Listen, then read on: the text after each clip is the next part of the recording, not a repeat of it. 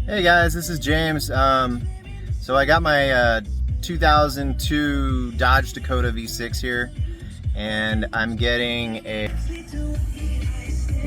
lovely little check engine light with an arrow code P0442, and it calls for an evap system leak detected. And so under that code, you have a few different things that you have to check. So yeah, there's that check engine light there. And so basically what you want to do when you get this code is you got to check your whole evap system to see if you have any leaks. So what we're going to do here is we're going to go ahead. A friend of mine who's a mechanic, he said 9 times out of 10 it's this evap control valve here, and so I went ahead and I replaced that guy, and I still had the the trouble code. So there's that, a little bit of a probably upside down shot to you guys. Let's put it back this way. Okay, so the hoses kind of go there, and then they go down and around underneath the hopefully I'm not making you guys dizzy, underneath the circuit box. And then we go down and we get into the evap test tank here. Let's see if I can get it focused there for you. Oh, hey, look at that. So you see that hose that's coming out of the evap test. So that hose looks in pretty bad shape.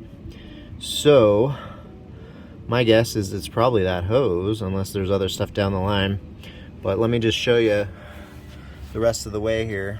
So that evap hose goes down and around, and then it drops like a roller coaster down behind the firewall and down below.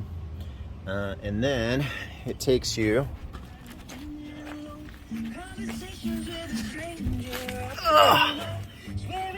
back in under here. So let's see if we can get there. Oh, lots of spiders under here. Lovely. All right.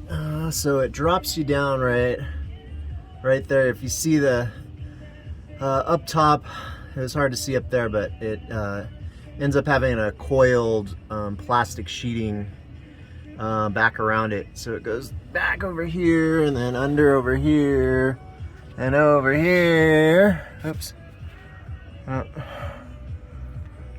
Down there, and then where you meet up is the canister. So this is the evap system canister, and I looked on this bad boy, and unless the camera catches anything that I didn't see, nothing there. I mean, the hoses they're old, but they're not cracked or anything like that like we saw up top. So those look pretty good going in the canister. Now, unless you have an issue with the canister itself, which usually is kind of unlikely.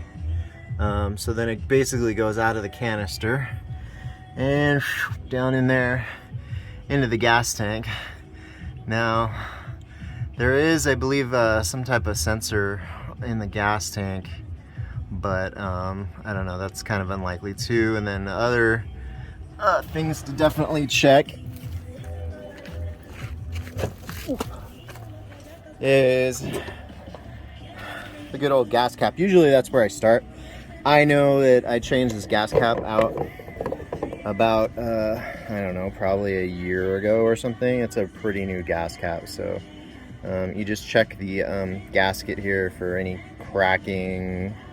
Even a small crack can actually create a VAP leak check. And then the gas caps are super cheap, so you can always just switch that out anyway, just if you're unsure. But typically they say, always don't change parts, find the root of the problem. So I'm thinking the problem is going to be this cracked evap hose that we saw earlier down here in the evap leak, coming out of the evap leak detection system here.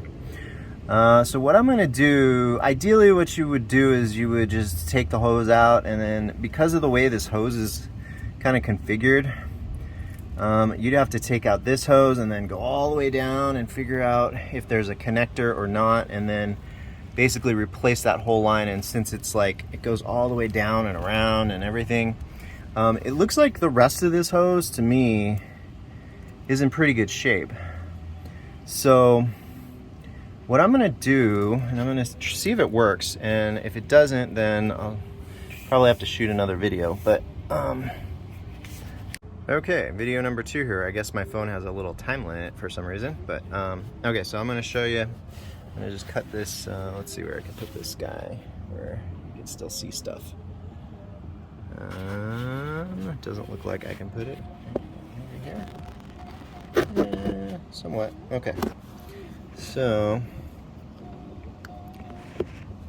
I'm gonna take my little snippy snips here, and I'm gonna go just after, just a little bit more after the 11 here. Make a nice, as straight as possible cut here.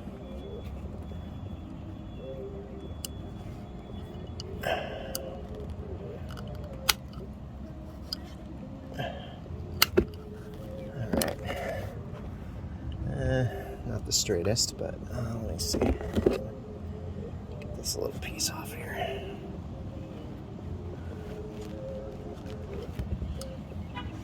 Just trim it a little bit. Just, you want to make sure it sits flush as possible. Oops.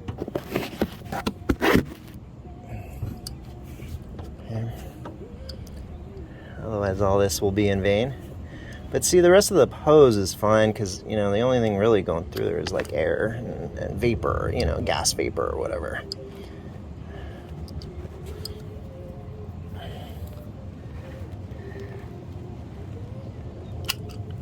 Okay, so that should be good enough, and that takes care of all the cracks, and I don't see anything else going on there. So I'm going to go ahead and plug it back in. And now I'm going to get a definitely tighter fit, so it's going to be...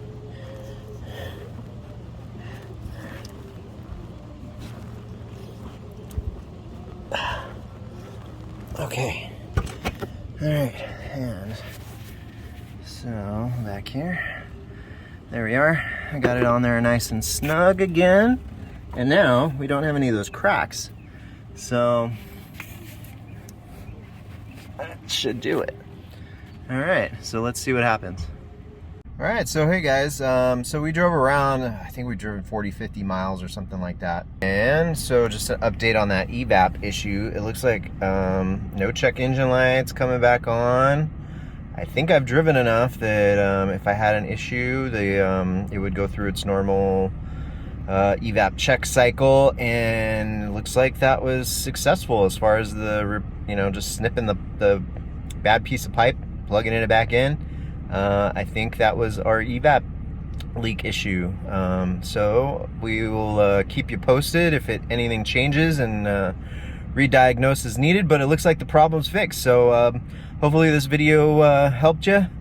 Please, you know, subscribe and like if you like my videos, and we'll see you again soon.